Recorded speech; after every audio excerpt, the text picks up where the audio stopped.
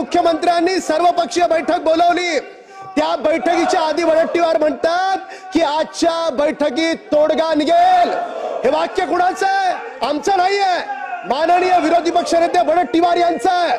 म्हणतात अध्यक्ष महोदय, म्हणजे जे काँग्रेसचे नेते या ठिकाणी मराठा समाजाच्या आरक्षणासाठी विशेष अधिवेशन बोलवा म्हणून मागणी करतात, तेच बैठकीला येत नाहीत।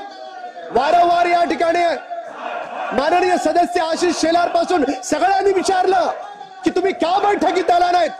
यांची सगळ्यांची तोंड पांढरी पडली, त्यांच्याकडे उत्तर नाही। टीव्ही पुढे माध्यमांपुढे वेगळं बोलतात आणि या ठिकाणी वागताना वेगळं वागतात। माननीय अध्यक्ष महोदय, माझी तुम्हाला विनंती आहे, अजूनही या काँग्रेस पक्षानं, या उबाटानं, या शरद पवार राष्ट्रवादी गटानं स्पष्ट करावं की मराठा समाजाला ओबीसी मधून आरक्षण देण्याबाबत त्यांचं मत काय आहे। आणि माननीय जयंत पाटील साहेब, आपण या ठिकाणी विरोधानं भाषण करता, आपण काळजीपूर्वक ऐकताय। जर आपण आता या 3 प्रश्नांची उत्तरं दिली नाहीत तर महाराष्ट्र समजेल की विरोधी पक्षाची भूमिका ही दुटप्पी आहे, 2 समाजामध्ये भांडण लावणारी भूमिका आहे।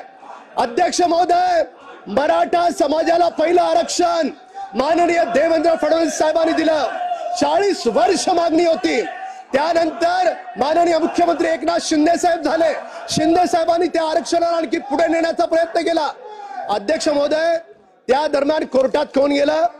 कोर्टात जाणारी व्यक्ती मी जाहीरपणे या ठिकाणी मांडतो, जी आरक्षणाला विरोध करणारी व्यक्ती होती तो काँग्रेसचा कार्यकर्ता होता। लाज वाटली पाहिजे तुम्हाला, लाज वाटली पाहिजे। 40 वर्ष सत्तेत होतात त्यावेळेस तुम्हाला मराठा समाज आठवला नाही। मराठा समाजाला आरक्षण द्यायला पहिल्यांदा या महाराष्ट्राच्या मातीत देवेंद्र फडणवीस साहेबांनी दिलं, माननीय एकनाथ शिंदे साहेबांनी दिलं, आणि तुम्ही काँग्रेस पक्ष ज्यांनी आरक्षण दिलं त्याला विरोध करता। काय अधिकार आहे तुम्हाला? अध्यक्ष महोदय महत्वाचं आहे। वडट्टीवार साहेब, आपण जरूर बोला, पण या प्रश्नाचं उत्तर द्या। वडट्टीवार साहेब, आपण या प्रश्नाचं उत्तर द्या।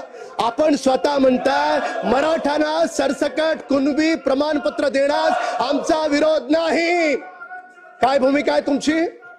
काय भूमिका आहे तुमची? शिंदे साहेब खाली बसा। काय भूमिका आहे तुमची? म्हणजे टीव्ही पुढे एक बोलाल, सभागृहात एक बोलाल, मराठ्यांसाठी अधिवेशन बोलवा म्हणून मागणी कराल आणि मिटिंगच्या वेळेस गायब व्हाल। अध्यक्ष महोदय, याचा अर्थ स्पष्ट आहे। याचा अर्थ याला 2 समाजात भांडण लावायचे आहेत, याचा अर्थ स्पष्ट आहे। 2 समाजामध्ये भांडण लावून याला टीव्ही माध्यमांपुढे वेगळं बोलायचंय।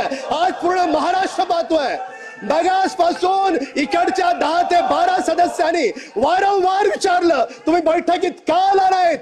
आरक्षणाला विरोध करणारा कोर्टातला तुमचा कोण कार्यकर्ता होता? त्याच्या पाठीमागे तुमचे कोण नेते होते? या सगळ्या गोष्टींचा उलगडा आज या महाराष्ट्राच्या पुढे या सभागृहात झाला पाहिजे।